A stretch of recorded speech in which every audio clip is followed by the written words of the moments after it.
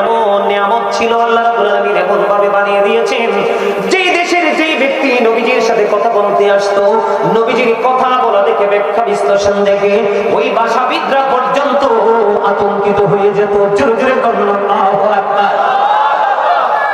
ওই সালমান ফার্সি তার ভাষায় বন্ধু বললেন, যারা তা নবীজির কাছে আসতে তাকে প্রতিবন্ধকতা সৃষ্টি করেছেন তাদের বিরুদ্ধে বললেন, নবীজির প্রশংসা করলেন। কিন্তু ওই ইহুদি মনে করতেছেন নবীজি তো ফার্সি ভাষা বোঝে না, আমি সালমান ফার্সির বিরুদ্ধে নবীজির কাছে কিছু কমেন্টস করব নেগেটিভ। এবার তিনি যাওয়ার পরে নবীজির কাছে যেয়ে বললেন, সালমান ফার্সি তো আপনাকে মন্দ বলেছে। এবার নবীজি একটা ডাক দিয়ে বললেন, না না, তুমি মিথ্যা বলেছো।